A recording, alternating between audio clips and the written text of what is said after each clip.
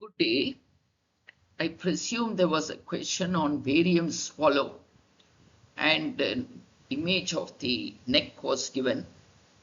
Now it's very difficult to really replicate ad verbatim the exact question and the options, but it gives you an opportunity to have a thematic take on the basics of barium studies of the gastrointestinal tract. Students have a little confusion about what exactly is a barium swallow, a barium meal follow through, and a barium enema. Now, barium has its own role.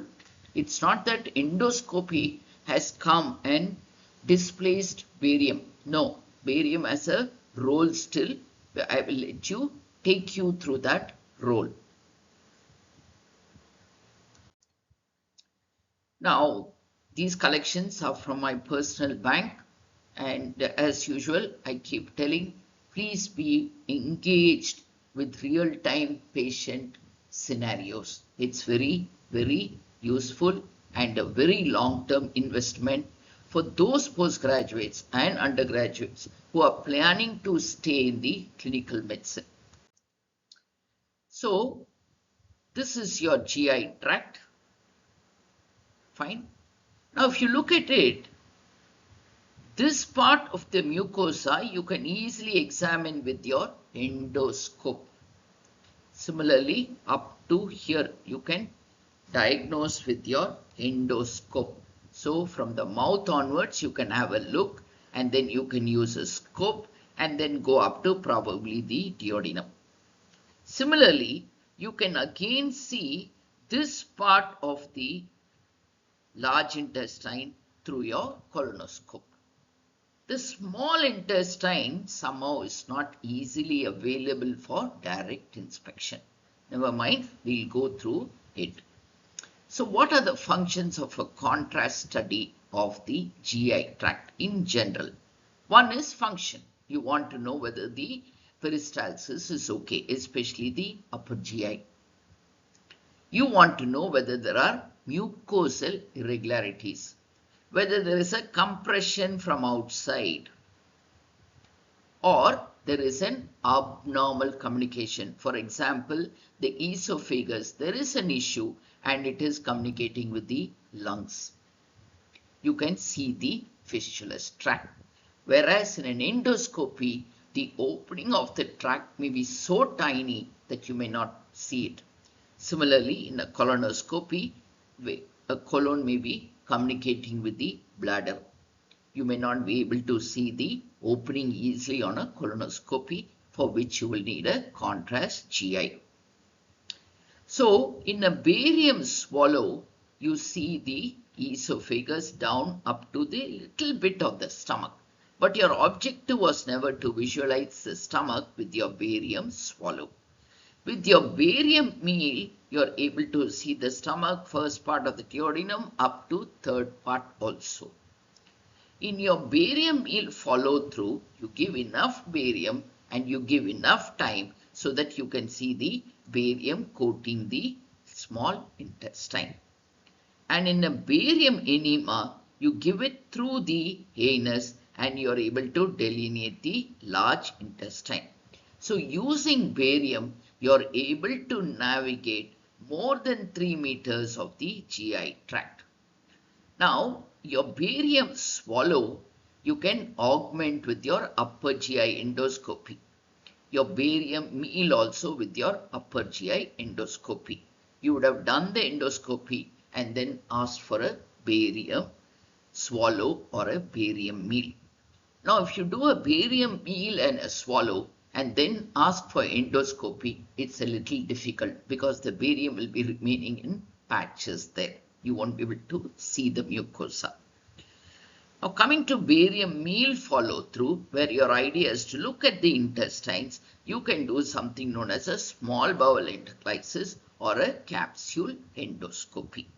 Similarly, in a barium enema, it will get complemented with the colonoscopy. These are all complements. Most of the time you do these first and then do your contrast because the barium will be sticking in patches. So your barium sulfate, coming to some core chemicals, it is 30 to 60% weight by volume, the medical barium. Sometimes you'll be using 100% in certain situations. Now, barium is a heavy metal with a high atomic number and a K-shell binding energy, very close to that of most diagnostic X-ray beams. Now, your X-ray beams, your medical X-ray beams will have the same value. So, your barium will absorb them. Due to these characteristics, barium is an ideal medium for absorption of X-rays. So, if they ask you why barium has a high rate of absorption, you should say the K shell has the same as that of X-rays. You may not need to remember these detailed physics. Now, what about the pharmacodynamics? It is not absorbed from the GI tract nor metabolized. As I told you, it can be given orally, it can be given even through the anus. Or if there is a fistula, a GI fistula, you can inject into that fistula and have a look. Barium sulfate enhances delineation of the GI tract. The barium suspension covers the mucosal surface of the GI tract, allowing its shape, distensibility, peristalsis, integrity, whether there is loss of integrity, continuity, location within the torso, and relationship to the others can be closely examined. Because you have delineated the GI tract, there is a big interface between the GI tract and the surrounding organs, and you will be able to see the interface well. So you can look at malignancy, you can look at benign tumors, you can look at obstruction due to strictures, and also altered motility because of problems in the wall or problems in the nervous system to the wall. So this is your AP of a barium swallow. You see only the neck, so it has to be a barium swallow, it can't be a barium meal. You see that there is a huge dilatation of the upper esophagus, and you can see some air shadow there. That is a swallowed air. Now you can see only a constriction there. You can't see anything more than that. So you take a lateral view. In a lateral view, you can obviously see this gap here. That is due to the web. So this is an esophageal web. Now it is not absorbed. Now how long do you take to shoot the films? For a barium swallow and meal, immediately after swallowing, you will be able to take the pictures. Small intestine may take 15 to 90 minutes for it to reach the small intestine and start coating it. Now for a barium enema, or to look at the large intestine, you will use an enema and take the pictures immediately. Obviously, you are not going to give an oral barium. Wait for it to coat the large intestine. You can approach the large intestine through the root of the rectum. As I told earlier, that you can put the barium orally or through the rectum. And also, if you find an external GI tract like your fistula, fecal fistula, you can push in the barium through this and have a look exactly about the fistulous connections, whether any perifistula connections are there, where exactly the GI tract is getting fistulated. Have a look, the dye has been pushed through it and you can find a large collection here, and it is also delineating the rest of the bowel. Now, to go into the exact anatomy of this is not the objective of this particular topic. I just wanted to tell how all you can use the barium, by what routes you can use the barium to delineate the GI tract. Okay, now this is a barium swallow. Well, as I told you, it's up to the upper esophagus. Some will trickle into the stomach. But our idea was not to look at the stomach. This objective now was to look at the esophagus only. So this is just some fluid leaking into the stomach. So the concentration of the barium and the time given for the barium to settle down into the GI tract will be adjusted accordingly so that you screen only the esophagus. Now have a look. What you can see a huge dilated esophagus, see, and it is up to C6, that is where your cricopharyngeus starts. After the dilatation, you will see that there is a narrowing. See that lumen there? It is narrow. Now, this narrowing may be because of a growth here. See? Maybe because of a growth there. And then have a look here. You can find even air, that is your swallowed air. You can find solid particles as well as liquid there. So it is just pooling there because there is an obstruction lower down.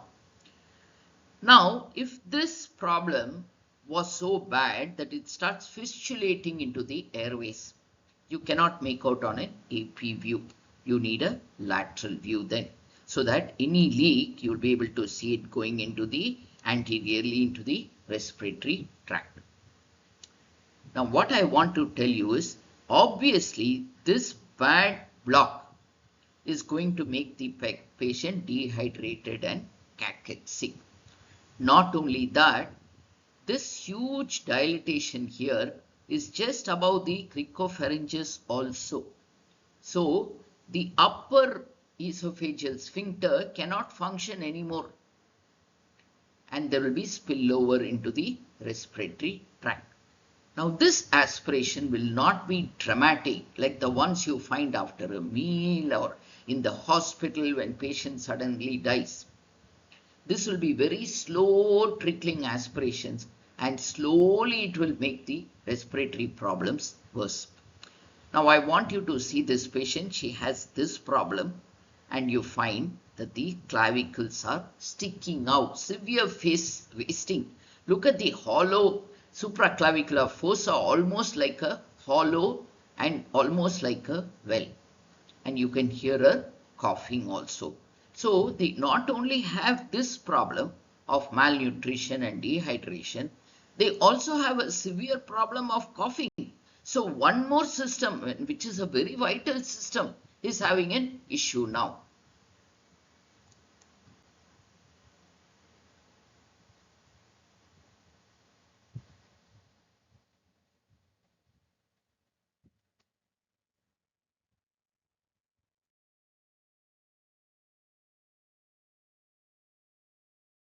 So as I told you in the previous slide, I could not play the video on that slide.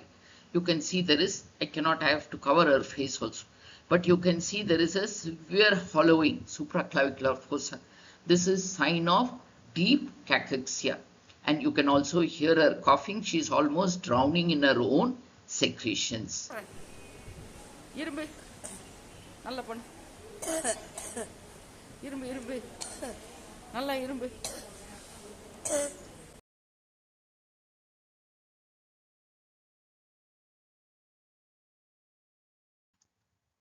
Okay. So what is the summary?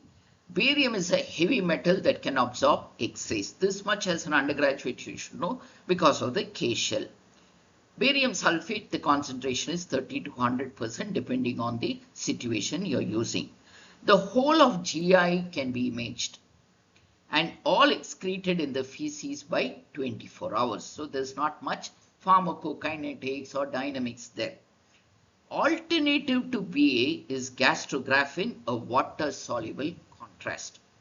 Now, at some point you are suspecting a perforation.